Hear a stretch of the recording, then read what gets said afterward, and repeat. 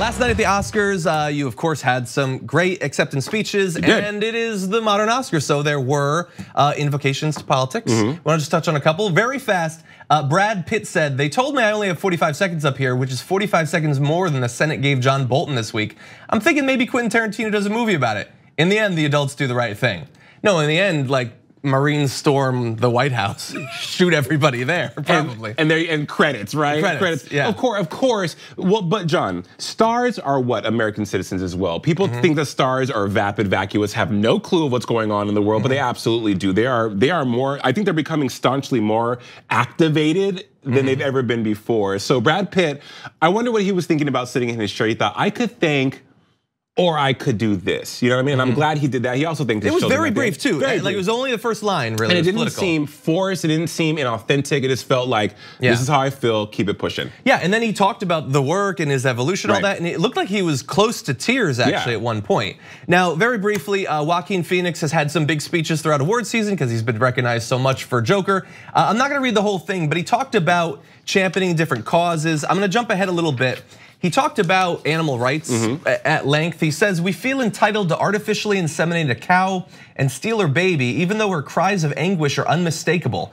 Then we take her milk that's intended for her calf and we put it in our coffee and our cereal." I'm never eating honey nut Cheerios ever again. Thank you, Joaquin Phoenix. However, right, he at the Golden Globes, he talked about plant sustainability because the HFPA was all plant-based that night, right? Yes. And then tonight, or last night rather, he talked about animal rights, which is great. And also he touched on cancel culture. Yes. Which he talked about his own personal issues in the past. Joaquin Phoenix was awkwardly fascinating last night in a debate, a great actor. He deserved to win for Joker. And then ending with words of wisdom from his late brother, River.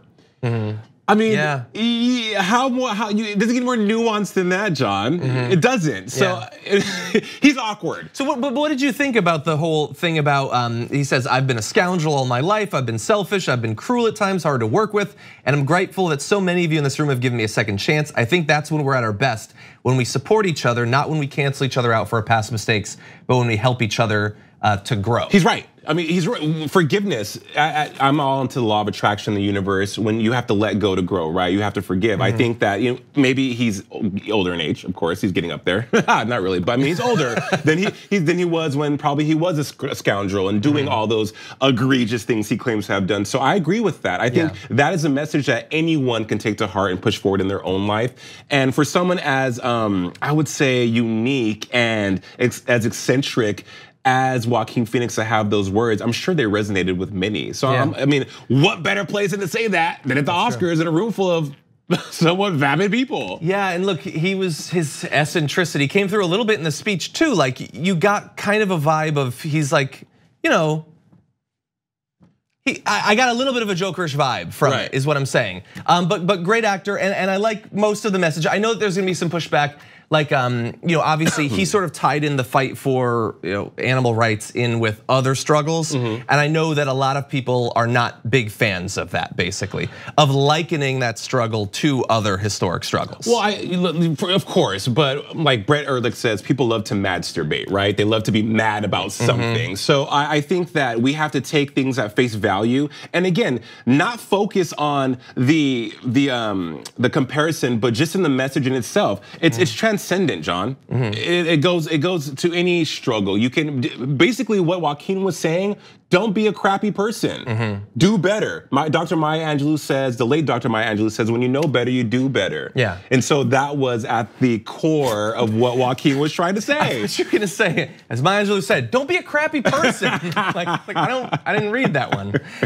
Yes, and it was a good speech. Others as well. There was, Brie Larson and Sigourney Weaver, Gal Gadot. Their thing about, the continuing struggle of women in Hollywood. There were a number of. I don't want to not acknowledge those at all, but we are running late on time. But thank you so much for joining us. Always good to have you here.